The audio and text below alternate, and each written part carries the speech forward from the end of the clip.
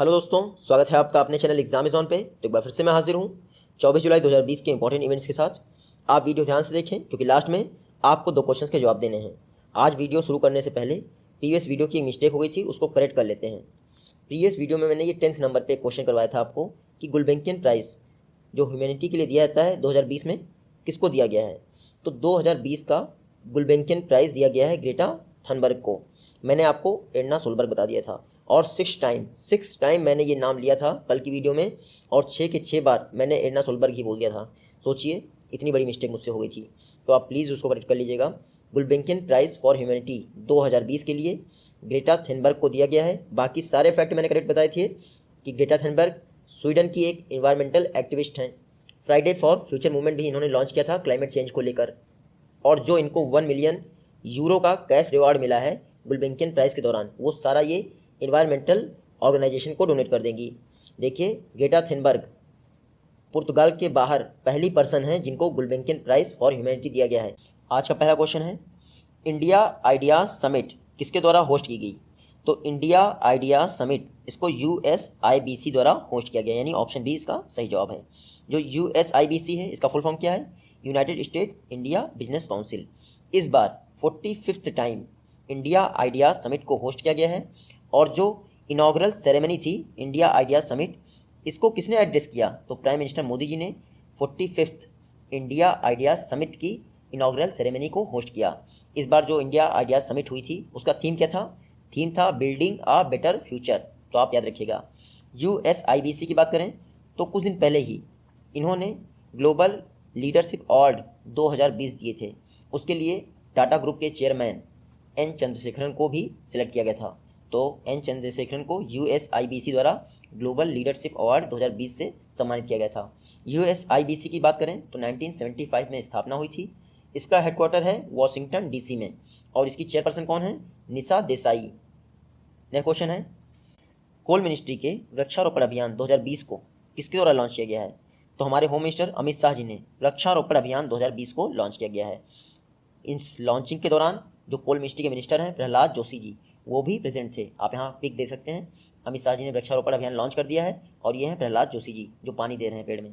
ये जो वृक्षारोपण अभियान 2020 लॉन्च किया गया है ऑल ओवर कंट्री वाइज, यानी नेशन वाइड लॉन्च किया जाएगा, और उसको टोटल 10 स्टेट में रन किया जाएगा जहाँ जहाँ भी कोल मिनिस्ट्रीज़ की PSU हैं। ये PSUs टोटल 130 लोकेशन पर, जो नियर बाई एरियाज़ हैं PSU के, वहाँ पर लार्ज स्केल पर प्लांटेशन कैंपेन रन करेंगे।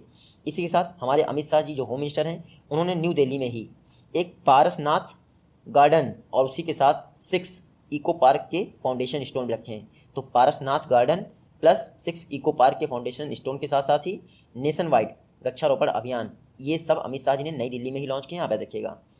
नेक्स्ट क्वेश्चन देखते हैं, UIC के वाइस चेयरमैन के लिए किसको नॉमिनेट किया गया है?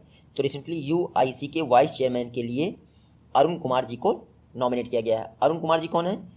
रेलवे प्रोटेक्शन फोर्स, इसके डायरेक्टर जनरल हैं अरुण कुमार जी। आप याद रखिएगा। UIC आप यहाँ देख लीजिए, इसका फुल फॉर्म क्या है? इंटरनेशनल डेस्क केमेंस। देखिए, अगर फ्रेंच लैंग्वेज में देखेंगे तो आपको दिक्कत होगी, आप इंग्लिश लैंग्वेज में देख लीजिए। इंटरनेशनल यूनियन ऑफ रेलवेज, अंतर्राष्ट्रीय संस्था है रेलवे की। रिसेंटली इसके वाइस चेयरमैन के लिए अरुण कुमार जी को नॉमिनेट कर दिया गया है। जुलाई 2020 से लेकर 2020 से लेकर जुलाई 2022 तक रहेंगे। और ख़ास बात क्या है UIC की? इसका वाइस चेयरमैन ही इसका चेयरमैन बनता है। तो 2022 से लेकर 2024 तक, यानी 2020 से लेकर 2024 तक ये UIC के चेयरमैन भी रहेंगे। तो आप देखिएगा, रिसेंटली 96 UIC जनरल असेंबली की बैठक हुई, उसी दौरान अरुण कुमार को वाइस चेयरमैन के तौर पे नॉमिनेट किया गया है। UIC की बात करें तो 1922 में स्थापना हुई थी, और ये पेरिस में स्थित है। इसके चेयरमैन कौन है? तो इसके चेयरमैन आप यहाँ नाम देख लीजिए, गियान लुइगी कास्टेली, ये हैं इसके चेयरमैन। नेक्स्ट क्वेश्चन है, कॉमेट नियोवाइस पहली बार किस स्पेस एजेंसी द्वारा ऑब्जर्व किया गया था? देखिए, कॉमेट नियोवाइस को पहली बार नासा ने देखा था।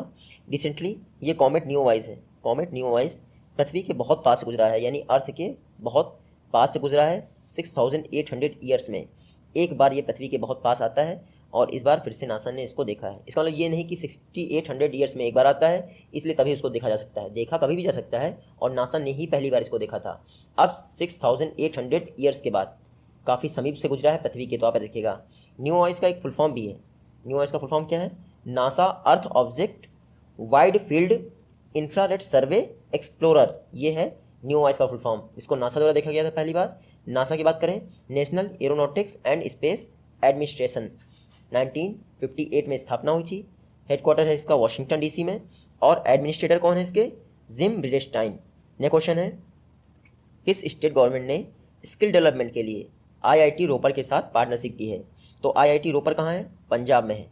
रिसेंटली पंजाब ने आईआईटी रोपर के साथ स्किल डेवलपमेंट के लिए पार्टनरशिप की है। इसमें क्या होगा, जो Indian institute of technology IIT Ropar का एक टेक्निकल एजुकेशन डिपार्टमेंट है, वो पंजाब गवर्नमेंट की 5 गवर्नमेंट पॉलिटेक्निक्स और टोटल 10 गवर्नमेंट आईटीआईज यानी इंडस्ट्रियल ट्रेनिंग इंस्टीट्यूट को मेंटरशिप प्रोवाइड करेगा। तो जैसे बड़े बड़े इंस्टीट्यूशन होते हैं हमें मेंटरशिप प्रोवाइड करते हैं, वैसे आईटीआईज और पॉलिटेक्निक को मेंटरशिप प्रोवाइड करेगा स्किल डेवलपमेंट की। तो आप देखिएगा, पंजाब गवर्नमेंट ने आईआईटी रोपर के साथ पार्टनरशिप की है स्किल डेवलपमेंट के लिए। पंजाब की बात करें तो इंडिया में पंजाब पहला स्टेट बन गया है जिसने पंजाब में एंट्री के लिए ई रजिस्ट्रेशन कंपलसरी कर दिया है। कोरोना वायरस के चलते ऐसा डिसीजन लिया गया है। ये मैप में देख लीजिए पंजाब। कैपिटल क्या है इसकी, चंडीगढ़। सीएम कौन है, कैप्टन अमरिंदर सिंह। गवर्नर कौन है, VP Singh Badnore. Next question है, एटीजीएम ध्रुव अस्त्र का सक्सेसफुली टेस्ट कंडक्ट कर लिया गया है। आपको पता है इसको डेवलप किसने किया था? तो एटीजीएम ध्रुव अस्त्र को डेवलप किया गया था डीआरडीओ द्वारा। रिसेंटली ओडिशा के चांदीपुर में, जो कि इंटीग्रेटेड टेस्ट रेंज है, वहाँ पर इसका सक्सेसफुली परीक्षण किया गया है ध्रुव अस्त्र का। ध्रुव अस्त्र का पहले नाम क्या था, नाग मिसाइल, नाग कहते थे इसको। और एटीजीएम का फुल फॉर्म क्या है, एंटी टैंक गाइडेड मिसाइल, यानी जो टैंक होते हैं उनको डिस्ट्रॉय कर सकता है ध्रुव अस्त्र। देखिए ध्रुव अस्त्र का जो लैंड वर्जन है उसका नाम तो ध्रुव अस्त्र रख दिया गया है, पहले नाग मिसाइल था। लेकिन जो अभी भी हेलीकॉप्टर वर्जन है जिसका नाम है हेलिना यानी हेलीकॉप्टर लॉन्च्ड नाग मिसाइल, उसका नाम नहीं चेंज किया गया है। ध्रुव अस्त्र एक 3rd जनरेशन का एंटी टैंक गाइडेड मिसाइल है जिसकी कैपेसिटी कितनी है, 7 किलोमीटर तक ये डिस्ट्रॉय कर सकता है। देखिए उड़ीसा के चांदीपुर टेस्टिंग साइट में इसका परीक्षण किया गया है। उड़ीसा में एक और टेस्टिंग साइट है, उसका नाम क्या है, व्हीलर द्वीप। इसका नाम बदल के अब्दुल कलाम आइलैंड कर दिया गया है, तो आप ये भी याद रखिएगा। नेक्स्ट क्वेश्चन है, यूपीआई ऑटो पे फैसिलिटी जो रिकरिंग पेमेंट के लिए लॉन्च की गई है, आपको बताना है किसने लॉन्च की है? तो रिकरिंग पेमेंट्स के लिए यूपीआई ऑटो पे फैसिलिटी लॉन्च की गई है एनपीसीआई द्वारा, national payments corporation of India. Recurring payments क्या होते हैं? सपोज करिए मुझे एलआईसी का प्रीमियम 31 जुलाई को पे करना है, हो सकता है मैं उस दिन भूल जाऊं, तो आज से ही मैं रिमाइंडर सेट करके रख दूंगा और वो पे जो आपका पे होगा वो पे हो जाएगा उस दिन अपने आप। लेकिन जो एनपीसीआई ने ये यूपीआई बेस्ड ऑटो पे फैसिलिटी लॉन्च की है, ये सिर्फ 2000 तक के रुपीज़ के लिए लॉन्च की है। मतलब कि अगर आपको 2000 रुपीज़ से ऊपर पे करना है तो हर बार आपको पिन का यूज़ करना पड़ेगा। तो एनपीसीआई ने यूपीआई ऑटो पे फैसिलिटी लॉन्च कर दी है रिकरिंग पेमेंट्स के लिए। आपकी यूपीआई का फुल फॉर्म क्या है, यूनिफाइड पेमेंट इंटरफेस। एनपीसीआई का फुल फॉर्म क्या है, national payments corporation of India. NPCI 2008 में स्थापित हुआ था। इसका हेडक्वार्टर कहाँ है? तो एनपीसीआई का हेडक्वार्टर है मुंबई में, और वर्तमान में एमडी एंड सीईओ हैं दिलीप आसबे। नेक्स्ट क्वेश्चन है, एनएमडीसी के नए सीएमडी यानी चेयरमैन एंड मैनेजिंग डायरेक्टर कौन अपॉइंट हुए हैं? तो रिसेंटली सुमित देव जी को एनएमडीसी का नया सीएमडी अपॉइंट किया गया है। एनएमडीसी मतलब नेशनल मिनरल डेवलपमेंट कॉरपोरेशन। देखिए सुमित देव जी को अगले 3 वर्षों के लिए एनएमडीसी का नया चेयरमैन एंड मैनेजिंग डायरेक्टर बनाया गया है। 2023 यानी 2023 तक ये अपने पद पर बने रहेंगे। इन्होंने किसको रिप्लेस किया है? तो एन विजेंद्र कुमार को इन्होंने रिप्लेस कर दिया है। एनएमडीसी यानी national mineral development corporation steel ministry के तहत एक आयरन ओर की माइनिंग कंपनी है, यानी लौह अयस्क का उत्खनन करती है। 1958 में स्थापना हुई थी। हेडक्वार्टर इसका हैदराबाद में है, और नए सीएमडी कौन बन गए हैं? सुमित देव जी। नेक्स्ट क्वेश्चन है, एसबीआई जनरल इंश्योरेंस के नए एमडी एंड सीईओ कौन अपॉइंट हुए हैं? तो रिसेंटली प्रकाश चंद कांडपाल जी को एसबीआई जनरल इंश्योरेंस का नया एमडी एंड सीईओ यानी मैनेजिंग डायरेक्टर और चीफ एग्जीक्यूटिव ऑफिसर बनाया गया है। इन्होंने किसको रिप्लेस किया है? तो पूषण चंद्र महापात्रा को इन्होंने रिप्लेस कर दिया है। ये हैं Prakash Chandra ji, recently SBI general insurance के नए एमडी एंड सीईओ बना दिए गए हैं। इससे पहले प्रकाश चंद्र जी एसबीआई में ही जो म्यूचुअल फंड है उस डिपार्टमेंट में चीफ ऑपरेटिंग ऑफिसर थे। एसबीआई जनरल इंश्योरेंस की बात करें तो 2009 में एसबीआई जनरल इंश्योरेंस को लॉन्च किया गया था। एसबीआई की बात करते हैं यानी स्टेट बैंक ऑफ इंडिया, 1955 में स्थापना हुई थी। इससे पहले ये इंपीरियल बैंक के नाम पे थी, और इंपीरियल बैंक की स्थापना कब हुई थी? 1921 में। एसबीआई का हेडक्वार्टर कहाँ है? मुंबई में, और वर्तमान में इसके चेयरमैन कौन है? तो रजनीश कुमार एसबीआई के चेयरमैन हैं। कई बार एग्जाम में ये पूछा जाता है कि एसबीआई नेशनलाइज्ड बैंक है या नहीं, तो एसबीआई नेशनलाइज्ड बैंक नहीं है, अलग से एक्ट बनाकर इसको पब्लिक सेक्टर बैंक का दर्जा दिया गया था। नेक्स्ट क्वेश्चन है, टून्स मीडिया ग्रुप ने इस बार का लेजेंड ऑफ एनिमेशन अवार्ड किसको दिया है? तो टून्स मीडिया ग्रुप द्वारा लेजेंड ऑफ एनिमेशन अवार्ड दिया गया है अर्नब चौधरी जी को। ये हैं अर्नब चौधरी। देखिए पोस्टुमसली दिया गया है, दिसंबर 2019 में 2019 में इनका निधन हो गया था। तो इनकी जो वाइफ हैं आसिमा चौधरी जी, वो लेजेंड ऑफ एनिमेशन अवार्ड ग्रहण करेगी अर्नब चौधरी के बिहाफ पर। अर्नब चौधरी जी एनिमेशन फिल्म इंडस्ट्री के जाने माने डायरेक्टर हैं। इंडिया में एकमात्र एनिमेशन फिल्म जो नाम है उसका अर्जुन द वॉरियर प्रिंस, एकमात्र एनिमेशन फिल्म है जो ऑस्कर के लिए नॉमिनेट हुई थी, उसको अर्नब चौधरी जी ने ही बनाया था, डायरेक्ट किया था। तो अर्जुन द वॉरियर प्रिंस ये अर्नब चौधरी जी की ही मूवी है जो ऑस्कर के लिए इंडिया से एकमात्र नॉमिनेट होने वाली एनिमेशन फिल्म है। ये है अर्नब चौधरी, इनको ही लेजेंड ऑफ एनिमेशन अवार्ड के लिए इस बार सम्मानित किया गया है। टून्स मीडिया ग्रुप ये सिंगापुर का मीडिया ग्रुप है, हालांकि इसके सीईओ हैं कौन? पी जयकुमार। नेक्स्ट क्वेश्चन है, ब्रिक्स के सीसीआई स्टीयरिंग कमेटी के लिए एडवाइज़र कौन अपॉइंट हुए हैं? तो ब्रिक्स में जो सीसीआई है यानी chamber of commerce and industry, उसके स्टीयरिंग कमेटी के एडवाइज़र अपॉइंट हुए हैं साहिल सेठ जी। तो इनका नाम याद कर लीजिए, आईआरएस ऑफिसर हैं, इंडियन रेवेन्यू सर्विस के ऑफिसर हैं साहिल सेठ जी। देखिए जो ब्रिक्स कंट्रीज़ हैं उनमें एक चैम्बर ऑफ कॉमर्स होता है जो बिजनेस को बढ़ावा देता है मेंबर कंट्रीज़ के बीच में, उसकी स्टीयरिंग कमेटी के ये रिसेंटली एडवाइज़र बन गए हैं। और ख़ास बात क्या है, ब्रिक्स में जो स्टीयरिंग कमेटी है उसके एडवाइज़र बनने के लिए किसी भी तरह का फिनेंशियल पर्क नहीं मिलता है, कोई भी सैलरी नहीं मिलती है, आपको वॉलंटरी तौर पे ही इसका एडवाइज़र बनना होता है। तो रिसेंटली साहिल सेठ जी ब्रिक्स में जो chamber of commerce and industry है उसके एडवाइज़र बन गए हैं। ब्रिक्स की बात करें तो 2006 में इसकी स्थापना हुई थी। एग्जाम में ये पूछते हैं कि साउथ अफ्रीका ब्रिक्स में कब शामिल हुआ था? तो 2010 में शामिल हुआ था। ब्रिक्स का हेडक्वार्टर कहीं नहीं है, आप समिट याद कर लीजिए। ब्रिक्स की 12th समिट 2020 में रशिया में होनी थी, लेकिन कोविड-19 के कारण पोस्टपोन हो गई है। नेक्स्ट ईयर यानी 2021 में 3rd समिट होनी है ब्रिक्स की, वो इंडिया में होनी है, तो आप याद रखिएगा। नेक्स्ट क्वेश्चन है, प्रवासी रोजगार मोबाइल ऐप माइग्रेंट वर्कर्स के लिए किसके द्वारा लॉन्च किया गया है? तो रिसेंटली सोनू सूद जी ने प्रवासी रोजगार ऐप लॉन्च कर दिया है माइग्रेंट वर्कर्स के लिए। माइग्रेंट वर्कर्स को जॉब देने के लिए, एक्चुअली इसमें क्या होगा, जिनका जैसा स्किल होगा उनको उसी हिसाब से काम देने के लिए प्रवासी रोजगार ऐप लॉन्च कर दिया है। टोटल 500 डिफरेंट इंडस्ट्रीज़ इस प्रवासी रोजगार ऐप पे अवेलेबल हैं। आप अपना स्किल प्रोवाइड करिए, उसी हिसाब से आपको जॉब मिल जाएगा। और सोनू सूद, इनको कौन नहीं जानता, माइग्रेंट वर्कर्स को इन्होंने ही घर भेजा था, तो अपनी एक्टिंग के बजाय ये इस फिलांथ्रोपिक एक्टिविटीज़ की वजह से ज़्यादा फेमस हो गए हैं। तो आप देखिएगा, प्रवासी रोजगार ऐप एम्प्लॉयमेंट जनरेशन के लिए सोनू सूद जी द्वारा लॉन्च किया गया है। नेक्स्ट क्वेश्चन है, पंजाब गवर्नमेंट ने किस फिनेंशियल इंस्टीट्यूशन की हेल्प से $285.72 मिलियन के canal based water supply project अपनी 2 सिटीज़ के लिए लॉन्च किए हैं या अप्रूव किए हैं? तो रिसेंटली पंजाब गवर्नमेंट ने अपनी 2 सिटीज़ के लिए canal based water supply project launch कर दिए हैं। टोटल कॉस्ट है $285.72 मिलियन।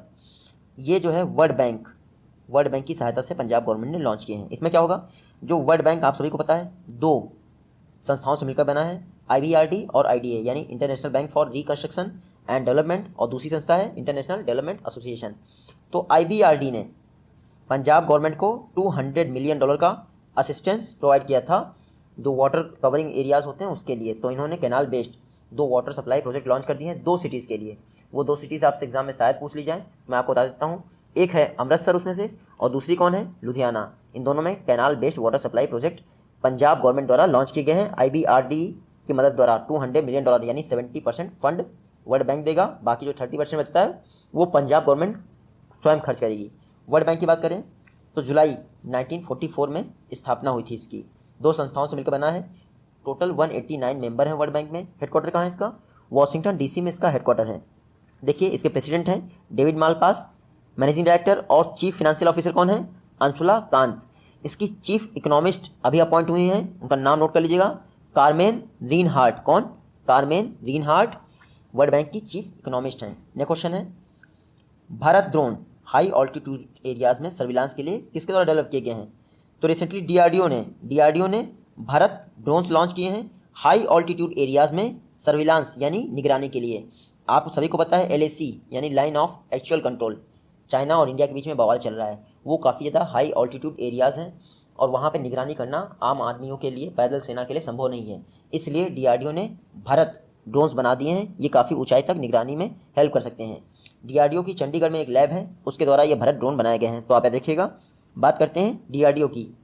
1958 में डीआरडीओ की स्थापना हुई थी। क्या बात है। एनएमडीसी की भी स्थापना हुई थी। उसके अलावा आपके जो नासा है उसकी भी स्थापना 1958 में हुई थी। डीआरडीओ की हेडक्वार्टर कहाँ है इसका? न्यू दिल्ली में। इसका मोटो एग्जाम में बहुत पूछते हैं। इसका मोटो आप देख लीजिए, बलस्य मूलम विज्ञानम। और इसके चेयरमैन कौन है इस समय? जी सतीश रेड्डी जी। डिफेंस मिनिस्ट्री के तहत कार्य करता है डीआरडीओ। नेक्स्ट क्वेश्चन है, नेशनल ब्रॉडकास्टिंग डे किस डेट को ऑब्जर्व किया जाता है? तो प्रत्येक वर्ष 23 जुलाई को नेशनल ब्रॉडकास्टिंग डे ऑब्जर्व किया जाता है। अच्छा, 23 जुलाई को ही क्यों ऑब्जर्व किया जाता है? क्योंकि 23 जुलाई 1927 में इंडिया में पहली बार रेडियो पर टेलीकास्ट हुआ था। तो आप देखिएगा कहाँ से हुआ था? मुंबई में इंडिया में पहली बार रेडियो पर टेलीकास्ट 23 जुलाई 1927 को हुआ था। इसीलिए नेशनल ब्रॉडकास्टिंग डे उसी दिन ऑब्जर्व किया जाता है। 22 जुलाई को, कल मैंने आपको क्या बताया था? वर्ल्ड ब्रेन डे यानी विश्व मस्तिष्क दिवस भी मैंने कल आपको बताया था। उसके अलावा 22 जुलाई को ही नेशनल मैंगो डे भी होता है, हालांकि आप नोट कर सकते हैं। नेक्स्ट क्वेश्चन है, illness to wellness initiative national level पर किसके द्वारा लॉन्च किया गया है? तो रिसेंटली एसोचैम ने illness to wellness initiative launch कर दिया है नेशनल लेवल पर। तो आप देखिएगा पर्पस क्या है? जो ये इलनेस टू वेलनेस इनिशिएटिव है, इसके तहत लोगों के बीच में हेल्थ एंड वेलनेस अवेयरनेस जो है क्रिएट की जाएगी। लोगों को बताया जाएगा कि आप डरिए मत, कोविड-19 से आपको कम से कम इन्फेक्ट करेगा अगर आप प्रिकॉशन रखते हैं। जो एसोचैम है, इन्होंने सेवलॉन साबुन यानी सोप्स की एक कंपनी है सेवलॉन, उसके साथ मिलकर illness to wellness initiative launch किया है। एसोचैम कुछ याद आ रहा है? 3 दिन पहले ही मैंने एक न्यूज़ कवर की थी एसोचैम की कि इंडिया का जो स्पाइसेस का एक्सपोर्ट है वो जून 2020 में 23% बढ़ गया है जून 2019 की अपेक्षा। तो ये मैंने आपको पढ़ाया था। इम्यूनिटी को बूस्ट करने के लिए इंडिया मसाले बहुत एक्सपोर्ट कर रहा है। एसोचैम की बात करें तो फुल फॉर्म इसका क्या है?